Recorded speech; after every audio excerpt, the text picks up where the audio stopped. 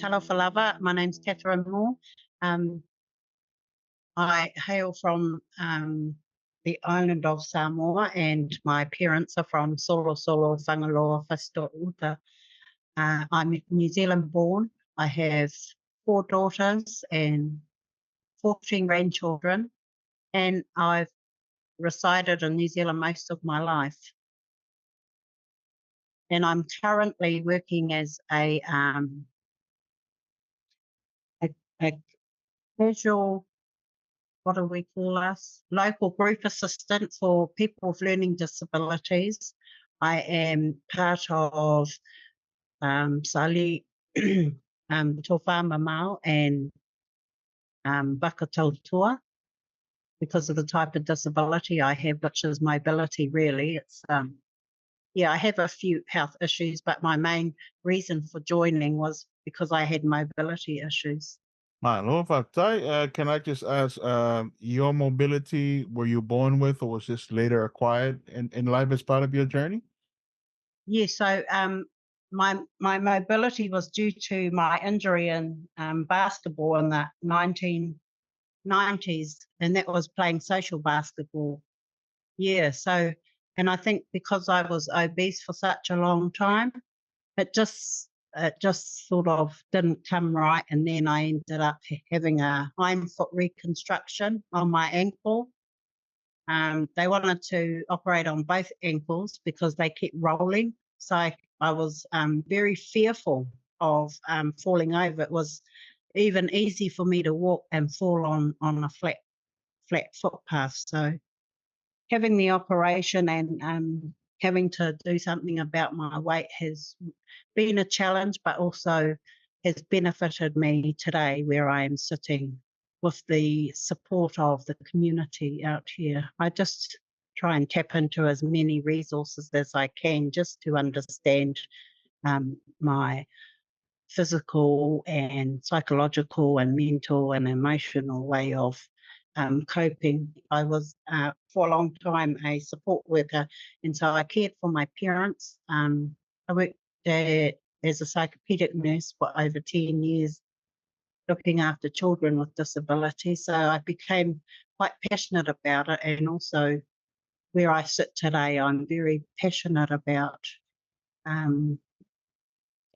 seeing the journey of myself and my mobility to where I am today, being able to walk instead of stop and breathing every 10 minutes. I can now walk 30 minutes without becoming breathless and enjoying that moment, but also understanding how important it is to rest after doing, walking for 30 minutes. I'm just, at the age of 60, you just don't get back what you want to, but I think I've come a long way from walking from 10 minutes to 30 minutes without stopping and feeling breathless. Every little win counts, huh? With you, when your injury sort of slowly started to impact on the normal daily life as an able body as you had prior to that, what sort of impact did that have on you, both mentally, spiritually, and overall? Well, the biggest thing was having a fear of going out and not having the, if I went visiting somewhere, it was about how I would have to prepare myself mentally to get up to the top of the stairs without falling over or feeling fearful. So that went on for quite a long time. I'd have to say more than 10 years because, I just felt that, there was a lot of people worse off than me, but yet I've been given this opportunity to just see if I can get over it, and I did. It was through a lot of self-talk and self-worth, and also through my studies as to become a social worker. That also gave me, it was the biggest contributing factor to my well-being. So I was I studied social work in 2011 and graduated in 2015. So that to me was because I started off in a wheelchair, and yeah, when I ended, so there was a lot of self-talk and that self-worth that I didn't realise I had to unpack was probably one of the biggest stepping stones for me to fully understand before I could allow my spirituality to come in and be blessed with the blessings that I've been given through my ancestors. One of the common things that we're encountering with our families, our nofokainga and our tautua soifua is, and you were sharing earlier that you also had to care for your parents. And it sounds like you were doing that simultaneously as you were at the same time trying to care for yourself and the changes that you were encountering as part of your mobility. What sort of support structure that helped you achieve all of that? Look, attend to your family duties and at the same time self-care and self-development for Kathy. So it was definitely the community, and I must say that first and foremost, my parents and my brothers and sisters were a great support in terms of they didn't talk to me as if I was somebody with a mobility problem, but that I'd be able to get past all that, but they were there to support me through the whole conversation. So yes, it was very important for me to have their support, and now that I don't need them as much, we're sort of looking after each other, and we've had other health issues come as well. So now my children are old enough; they're fully supporting me with my health issue, and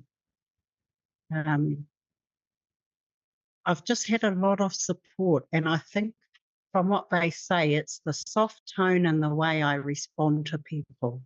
And that was what I learned through growing up. You know, a lot of people said, oh, we weren't allowed to speak unless spoken to, but actually what it has taught me is that I was able to listen to the when people spoke between the lines, as they say.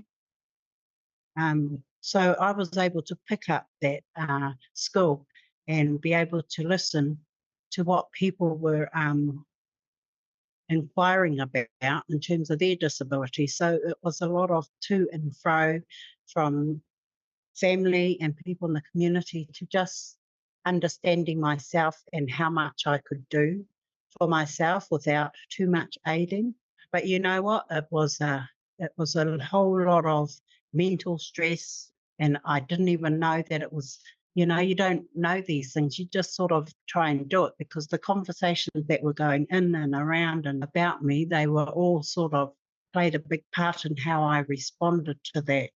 And there was a lot of reacting going on until I finished my studies and understood, well, if you don't react, then you won't attract the negative. But if you respond in a way that you want to inquire, to seek to understand, then it would benefit me in the long run. And so that took a lot of practice to change. As we are having conversations with a lot of our people and with different forms of tangata sa inimalo and disabilities, we're also encountering the various different challenges that they've been facing. So there's the I think as a Samoan, and I think most islands, there's always that one of the religious aspects in terms of, oh, well, you know, maybe your grandfather or your father ate a pig or kick a dog or something else. And then there's the medical model, then the social model, and then they're all sharing the various types of societal, you know, the checks that goes around them. And it became part of the challenge for the family altogether to overcome. And then you just alluded to that. I mean, for you, what were sort of those silent ones that happened around you during the earlier days of your mobility challenge? Well, you know, you start to wonder about how would I be able to work with people with disabilities if I can't help myself first and foremost? So I had a lot of those conversations, and even joining community groups. Sometimes it would be slightly embarrassing that I couldn't, I had to get up every 10 or 20 minutes off the chair just so that I didn't become too too stiff to get up and walk. And it was, I think there was a lot of embarrassment actually.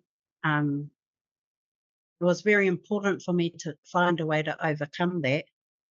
And then I had my other health issues. I was a chronic asthmatic, so having to deal with that. I've also was diagnosed with breast cancer in 2014. So all along my journey, the support that my dad gave me, he would never leave me at the hospital alone. He would be working 3 jobs and he'd still come home and take me to the hospital because that was him taking responsibility as a father. So I was very fortunate that I got that support. And so over the years, we would have all picked that up, how to take care of one another.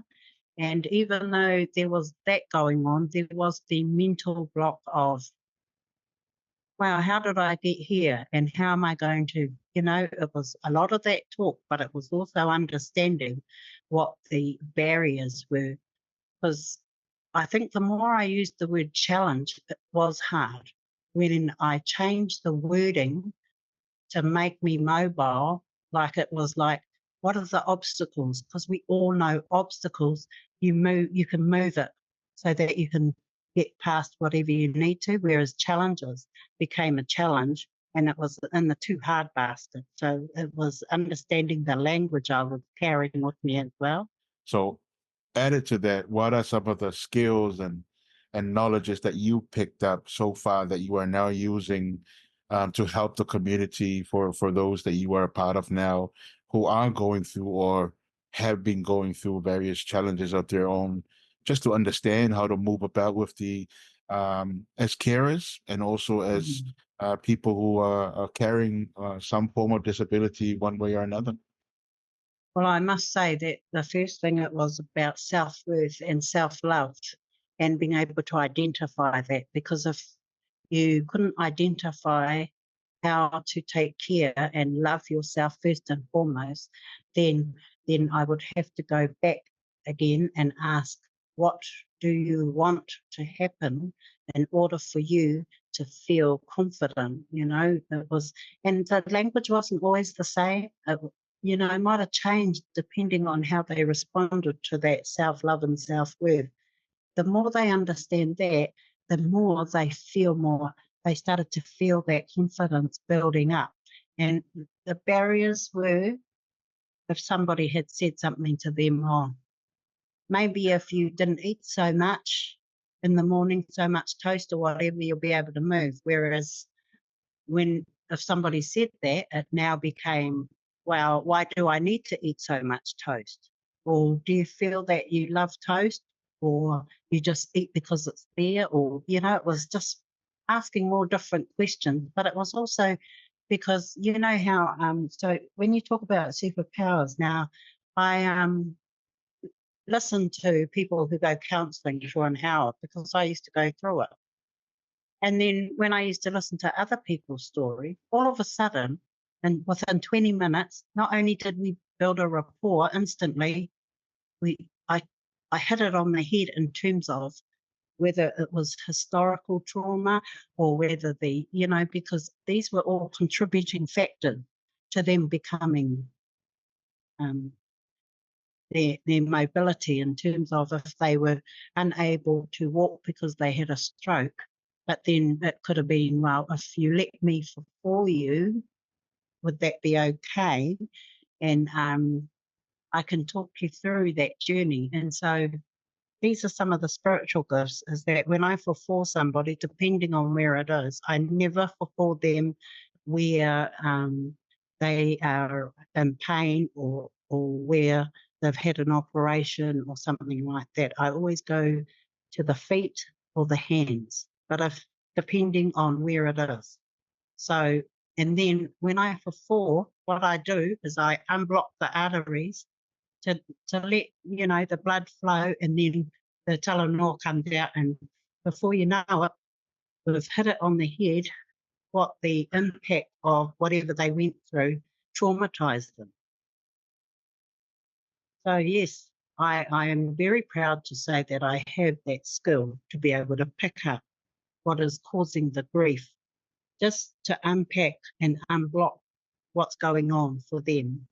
That's an amazing superpower you got there, Kathy. Yeah. With one of the challenges again that we've been encountering is always the stigma, especially our families that have just moved over from the islands. That they get to go through, come into New Zealand to to have a better life, and then come here and then ended up with a child or a loved one that's either born with or acquired their disability. And part of what we're encountering is that they hold on to it, and there's all of the self-blame, and it's almost like it's stopping them from enjoying some of the fruits that you're supposed to enjoy in a country like New Zealand compared to back home in the islands. Do you come across some of the people that you're trying to support who have a lot of those challenges? Oh, definitely. I mean, the thing is, they have a different interpretation, and this is where the listening skill that I have been gifted from my ancestors come into play, because then it doesn't bother me that they can speak English and Samoan, because I'm a bit like that myself. So, when they tell their story, and it's almost like I pick it up instantly. And so I don't tell them what I'm picking up. I get them to name what it is that they went through, why it's become the way it has as a challenge to them. So it might be that, they didn't feel worthy, or people had put them down so much, or just trying to get someone to understand them. They were traumatized by the response that they got from people, is that, well, we can't help you, I have to go somewhere else, or go and find somebody. It just wasn't right. I mean, yeah. And I think that because I always look back at tautua and what that means to me, and you must never, ever, ever put people down. But I also understand that sometimes it's the humour. It's to our families, it's humour. It's like my dad, he used to tease me about being big in front of the family.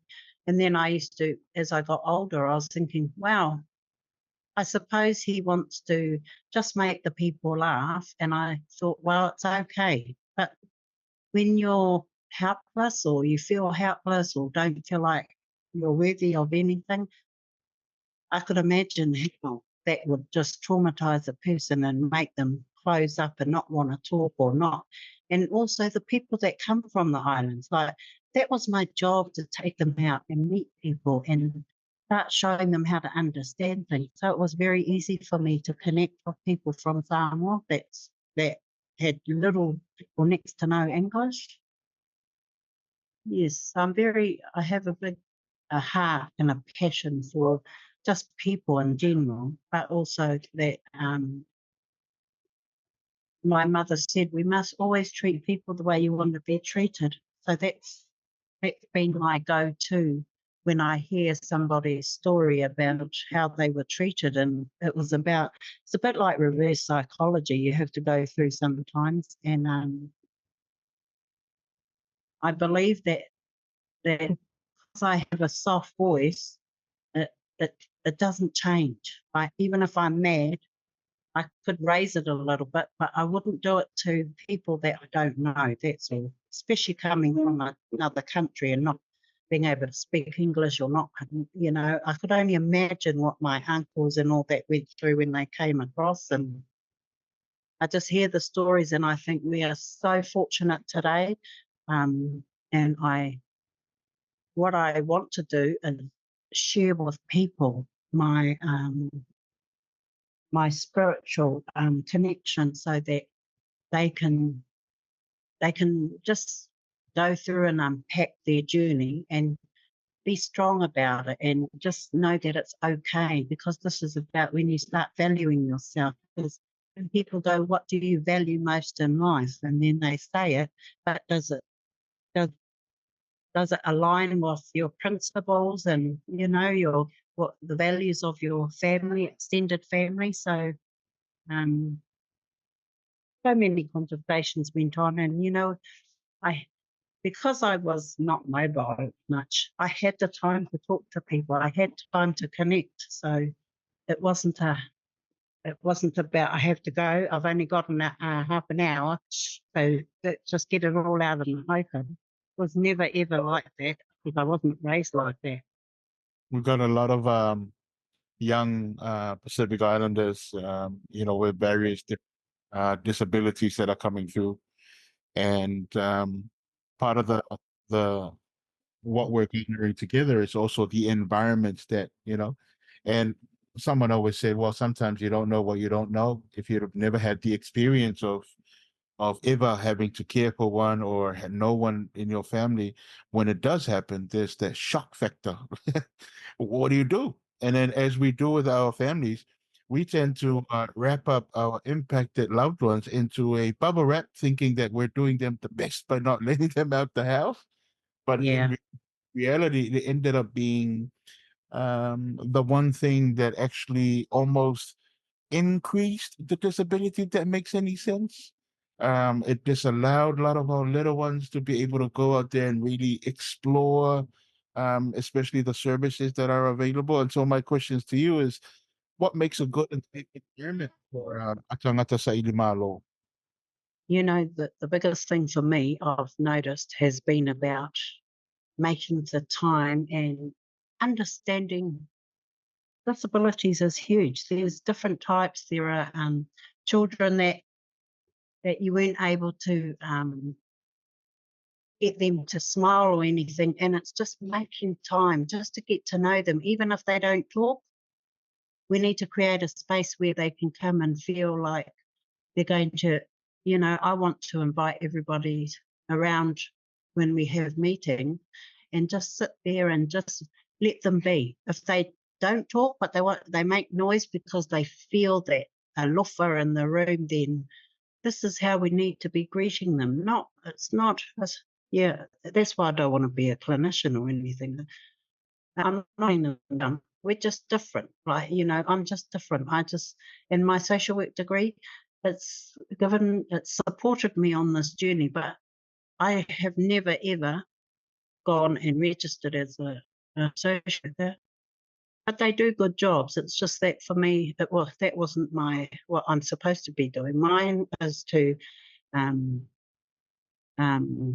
look after the community, the people, especially our families and our friends and identity, you know, because it's so huge. Everybody has a different interpretation. So like I say to everybody, when you invite people with disabilities in the room, you must be able to tune in to talk to the audience in a way that it makes them feel like they're part of their gathering, and that just because they come with a disability, they are first and foremost a human being. End of story. I do not look at the disability, but I just take it from their expressions as that if they want, you can see that they want to smile. It just takes that, and for me to, you know, address them and shake their hand or whatever, it just makes a big difference to them, and the families feel it. You know, like if the mother comes along, and it's just wonderful to see. And you know what? There's no price on that, and that's why when I do things in the community, it's not about the money. And a lot of our Pacific people come from that space, and I just believe that, you know, just treating them the way they want to be treated. That's all I've ever done in these spaces, is go out there and just deal with them as a human being. They have rights too, just the same as us. So I just think, well, you know, I have a mobility issue, but I'm at least I can, I managed to get this far. I picked up a spiritual gift from my ancestors. So regardless of me having health issues, this is the biggest blessing I can ever get, is to give somebody a bit of comfort by giving them a little for or just stroking. I do soft tissue for, by the way. I don't do that hard. Yeah. Mine is about unpacking the arteries and just letting them know that when I go to shake their hand or anything, it's very gentle, and it's to let them know that, you're very welcome, and don't feel that you are going to be left out of conversations, because I will make everybody feel included.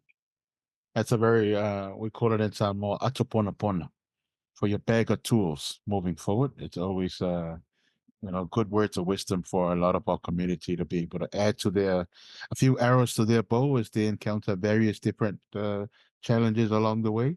Now, if I were to ask you in terms of aspiration, and I want to paint a picture, compared to the services that were available when you first encountered your mobility issues, and then to the now of 2024, if you were to look forward in terms of aspirations for the disability and the Tanata Saidi Malo space in itself, what are they? What represents aspirations for you within the space that you are championing at the moment as a carer, as a person with a mobility, and as a advocate for the disability space? For me, my biggest advocacy is about the alofa, the exchange, the interpretation, and people understanding that it doesn't cost anything. Alofa doesn't cost anything apart from your time, and that dictates to you how you will manage a community, just say a community gathering. So, people say that when I sat in a room with 19 children that were, well, they were youth. They were, they either had an experience of suicide, or anyway, I sat with them. The first thing I asked them was, at what point did you enjoy your education, and at what point did you stop enjoying education? Well, the most they enjoyed their education, and there was 18 people that responded, the youth, was at kindergarten. And the social worker in the room, she goes, how did you know to ask that question? I said, because I have a heart for people. And this is not where I come and say, oh, so that's why you're feeling the way you are. There was nothing like that, because I'm not a counsellor. But what I was able to work out from there was the years of education they never got. And so they got this far doing that. And it was the first time in their life that somebody had asked them. And so, I think the blessings came from above in order for me to have asked that question, because they didn't know me from a bar of soap. And so when we had this community gathering, I decided that they were going to be inclusive. So what I said, right, what's your favourite island food? Sapasui. Okay, who knows how to make it? Nobody. So I said, you come to my house, we're going to make it, and then we're going to go and serve it to the community. Oh, they just had so much fun. And I said, sometimes you don't like something, or you don't like to do the onions or the garlic or the lia, but you do have to know how to do it. That's the only way you're going to learn to make sapasui, because you're not coming to my house to have it every time you want it. So they just carried on. They played their music, and we went. And that community, it drew in over 500 people from all walks of life. It was so full. I just, and the children, they were overwhelmed and happy about the people that wanted to come and hear their story and support them. So that made a big difference for them. And for me, it's like, I don't need to mother you all. You all have your own family. You understand, you work with them, and you listen the way I've listened to you on this journey. So I haven't seen anyone come back now, so just was happy to be in that space and just share that on here as well, because some of them, they felt that, you know, there were times that that they had a disability that it made them feel even worse. But just being in that space with me and doing the sapasui, it made a big difference. So what would you call your specific type of care that you just described? Have you given it a name? Well, I always look at it as dulce lava, you know, because we're taking care of all these respectful relationships. You might not think that they're respectful, but if you go in with that, it'll just instantly happen. And so, yeah, I often say that that's what I'm doing. People say they deal with it, but for me, I dulce it. So I have to care and nurture it before it goes to the next. And that's what I've been most of my life as a carer, because I cared for my grandfather and my mum and dad before they passed. And so there was reciprocity as well. I mean, you know, my sisters and brothers supported me with being a solo mother. And so just along the way, it's just worked like that. It's like, yes, we have lots of obstacles to overcome sometimes, but we get through it through talanoa. A lot of people don't have that relationship with other people, but I'm so fortunate and blessed to have such a big group of family, friends, community that I can, you know, just give them some alofa towards giving them some positive energy to go away with, rather than let them sit in a room feeling that they're not worthy of being heard. So is connectivity and engaging with people part of your strategy, or maybe part of the wisdoms that you want to share with our community who are going through their dark moments and trying to figure out how to overcome, but don't really know where to start and who to, especially when you come from families that maybe talanoa is not as open and it's still taboo in terms of sharing. What are other aspects that you believe are part of what we need to consider to come out of those challenging dark moments, to add to what you just shared? Well, for me, I've always seen it as, you know what, I never looked at it as a challenge. I would just, I can talk to an audience the way I see it. I don't talk from, I can't talk from literature or from references. I need to talk from the heart. And what comes from the heart are the blessings from the ancestors. So it just comes out naturally. And you know what? It's like talking to their parents. And so there's an instant, you know, oh, my parents used to always say that, but it sounds different when you say it. And I said, because we're not related.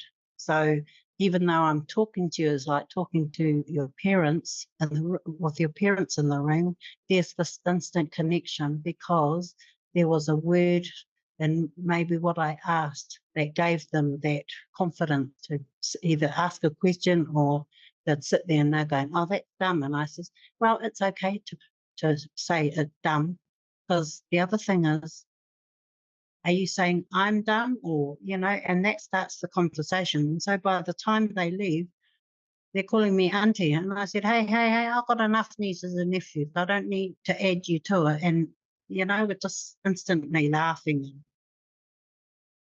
I suppose the biggest thing, like I said, it's like walking around with a lofa, it just goes out. It just goes out, and sometimes it attracts people to come and ask me a question from being in a community event.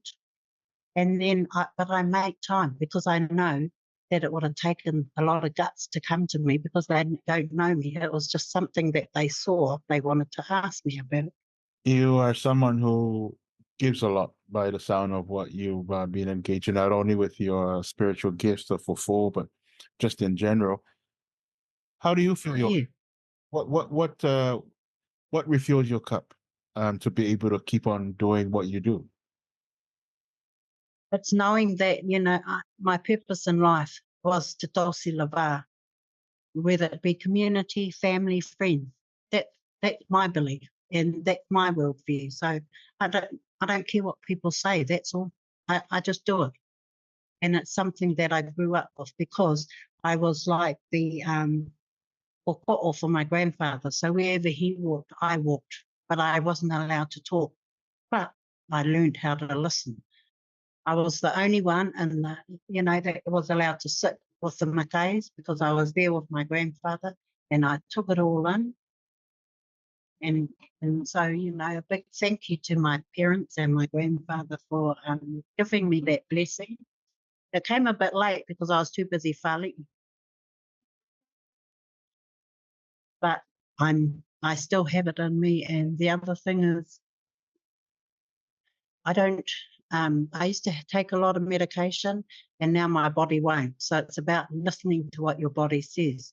Like I said to the doctors, specialists, I'm not telling you how to do your job, but my body knows when it doesn't want something and I can't have too much medication, but I have to understand how am I going to get better if I can't take some medicine. And I said, well, it's through prayer and drinking water and having rest. But if I really need the medication, then I have to be mindful about, it's almost like saying loko before you have food. I do the same with the medication I take. So at the moment, it's working. I'm also blessed for seeing by caring for so many people, even in the residential homes and that, I learn how to look after myself through understanding how they got there and where I would be today if I didn't start listening to slow down and take care of yourself and manage your food and everything is in moderation. And you know what? The other thing I can honestly say, moderation to everybody is different. So who am I to tell them that that's too much or too little? Or you just have to start looking after yourself and your body will tell you when they've had enough because you get tired and then you want to sleep and you want to go and do something, but and so all these things contribute to our mental state of mind when we're not well. So when I'm not well, I actually have a positive streak about it because I understand my body very well. Very good words of wisdom. Kathy, before I end our talanoa, is there anything you want to share that I didn't ask a particular question covering it?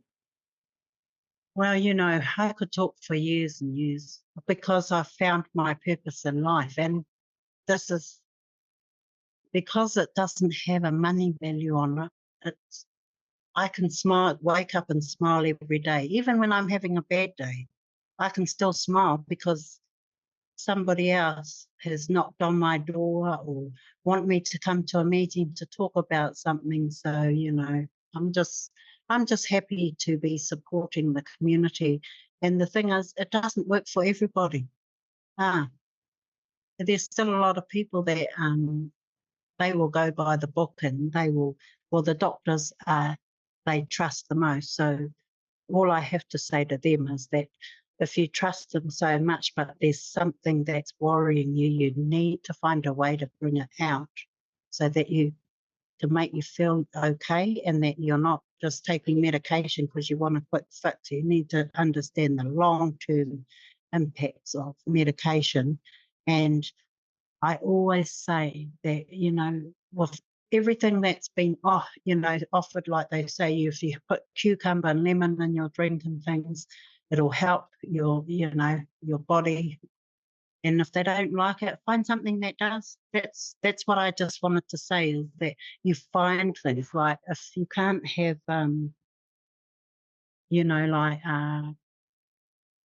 shampoo or anything. So I discovered I can't really have a lot of chemicals in me. Just go and get a lemon and rub it in your hair, whatever. Hey, we used to use sunlight back in the day. We didn't have shampoo and conditioner for a long time. So I just try and take people back to what they do remember about when they were growing up, to see if they could go back and do some research into what their body was really, when it was really young and good. And yeah, so yeah, I think people need to ask the question rather than just sit there, and it does your head in when you just sit there and keep asking yourself questions. And you could quite easily go and ask the doctor, I don't feel well taking this.